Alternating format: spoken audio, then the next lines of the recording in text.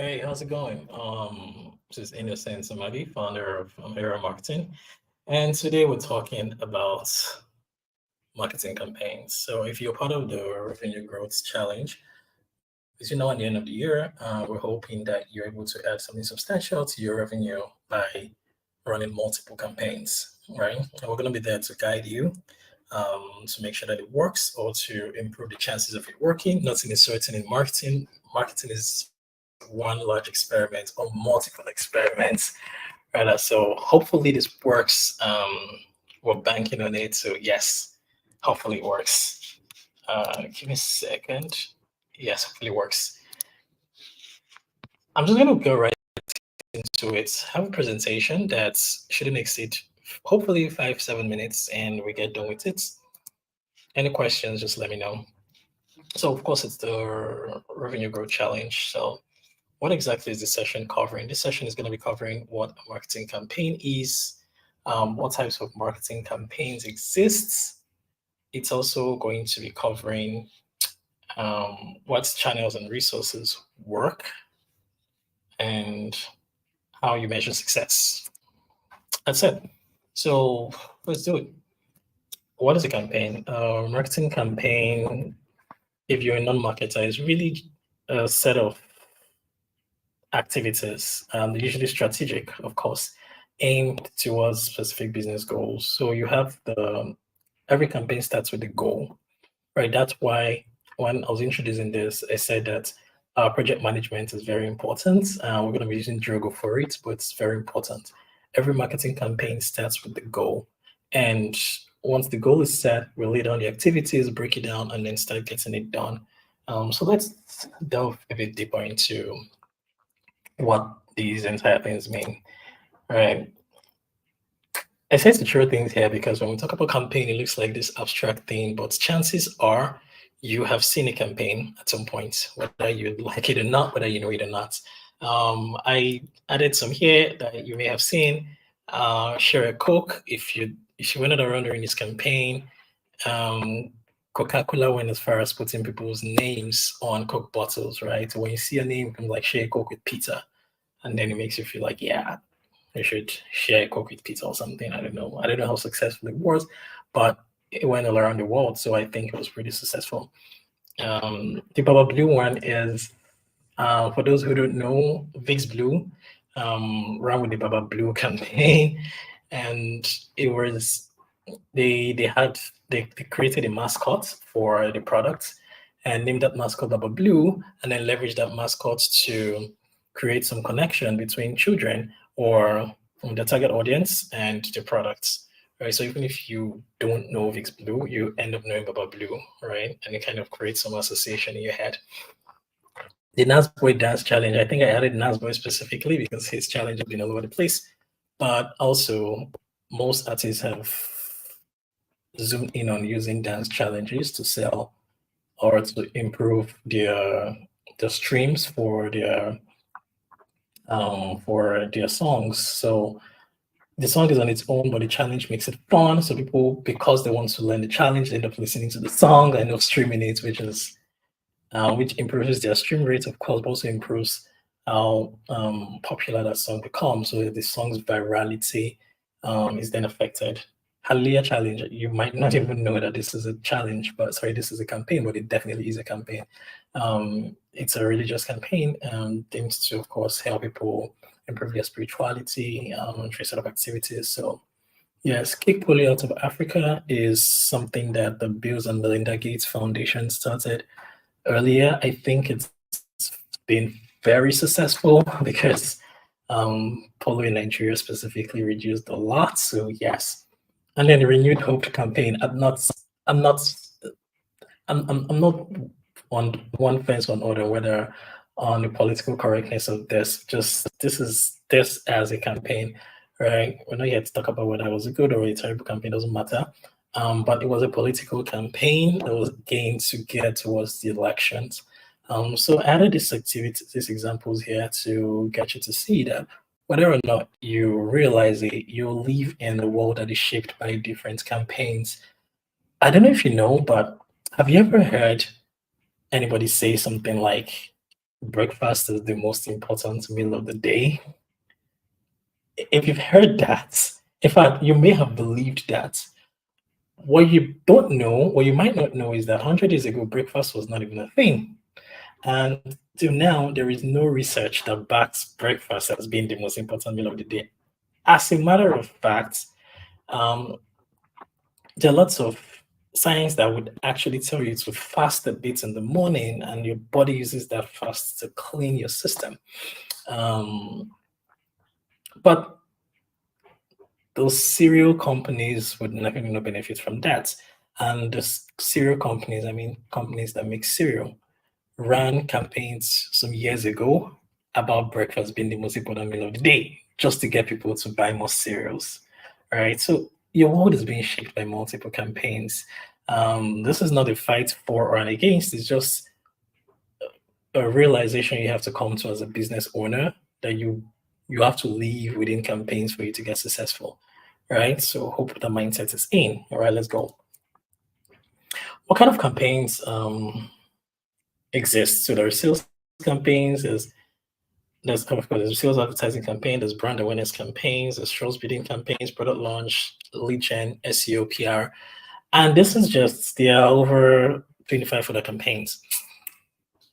For the purpose of this exercise, for the purpose of the marketing challenge, we're going to zoom in on just two types of campaigns. That means there are multiple things you could do, but we're going to be focused on two major type of campaigns. So sales slash advertising campaign or the lead generation campaign. So let's go into exactly what does advertising campaign means. It's a campaign that it touches directly on brand awareness, drives sales, and generates leads, right? So what the purpose between now and December is not just to get people to know you, it's to get you to sell, it's to improve your revenue, it's to improve your bottom line.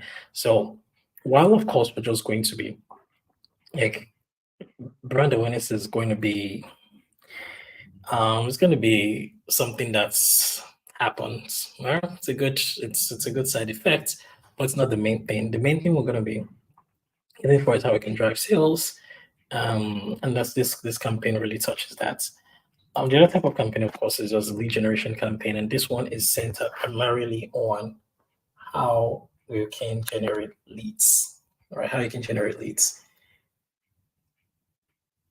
You typically don't generate leads for the sake of generating leads. It's usually as part of a larger marketing funnel. And that's a different conversation. If you don't have a marketer, you should work with one who's creating a funnel if you need to generate leads. So let's talk a bit more about these two distinctions. As a business owner, I know when I ask the question, which would you want to do? Everybody goes towards sales. I want to make sales. Well, let me tell you something right now. Not every business should even be trying to sell from the first adverts. Yes, if you're selling something small, something that is relatively inexpensive, yep, you can do it. You can run one ad and make sales. Or if you are a well-known figure of authority in the domain you're selling, absolutely you can do it. And if you notice, these two things I mentioned are the common factor between them is the fact that you don't need a lot of trust. And the common factor is trust. So you don't need a lot of trust to sell something that is not expensive, because people are like, well, if they don't like it, they'll trade away and they'll never patronize you again. That's it.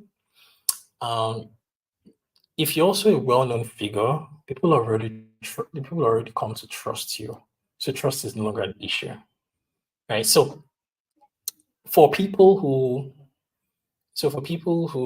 are selling things that are expensive, right? Land, cars, house, a service, a product, whatever it is that is relatively expensive. And expensive is, relative, but it's relatively expensive. You would see that you have to build trust first. You can't just run an ad and say people should go buy unless they know you personally or they know something about what you're doing, right? So you have to do the leads generation strategy. So the reason I'm saying is that as we're running these campaigns, don't have the mindset that's like it's not everybody that's going to be able to run a campaign to just generate money from the bats. That wouldn't work. So just look at your products, look at your service, see if it's something that see what the trust factor might possibly be. Is this something that people will be like, oh, I cannot put this money if I don't know this person, if I don't trust this person? And if it is, then you might want to consider a lead generation um, campaign first. All right. And yeah, so what channels work? What channels work? This purely depends on the knowledge of where your audience is. There's no single answer. And that's why when I was talking about the campaigns, I said, hey, let's talk about your own campaign specifically to what concerns you. And let's talk about it in the DM because it is hard to have a one cloth fits all or one size fits all solution. It's very hard. And when you start looking at how other people are framing their campaigns, right, it might end up distracting you towards yours where you try to copy what somebody else does and it just doesn't work that way. Campaigns work because you know your audience. If you don't know your audience, go and know your audience first. You have to know where your target audience is online. You have to know where to find them, right? If you're selling shoes, Instagram is a fantastic place. Instagram audience are people that are already very visually simulated. So you just create some videos of shoes, get a few people to share it on Instagram, and that's a good place to start, right? If you're doing podcasting, Twitter is way better, obviously, because Twitter is where the discussions happen. Twitter is where the buzzwords, the conversations are happening. That's where your podcast will move. So it depends on what you're trying to sell to people. It depends on what you're trying to move. So there's no one size fits all. It's always going to depend on what you're trying to sell, all right, and where your people already are. And sometimes it's a physical event, right, which typically works for a lot of people. Actually, physical events are awesome. I love them. Okay, so how do you measure success? This part is very important. Depending on your aim, you should actually, regardless of what your aim is, you should always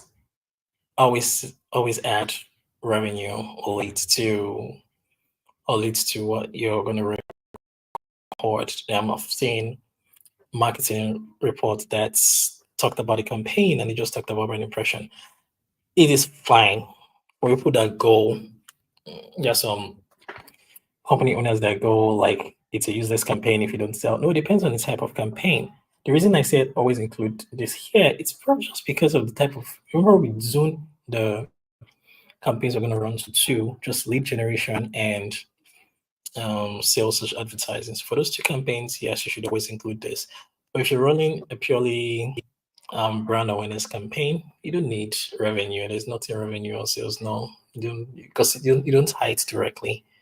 It's not a it's not something you can just tie and see what the relationship is. Figure out a different way to measure how successful you've been.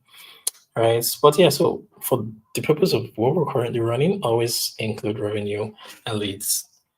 And then questions. I'm seeing a question in chat. Maxi says, hope we get a recorded version. This is YouTube Live, so it's gonna be here. Right, whether you go or come, it's gonna be here. So you're fine. And I don't see any other questions, and I'm itching to end this. So yeah. If there's anything else, just let me know on WhatsApp or just comments directly on the video. All right, thanks so much. See you again.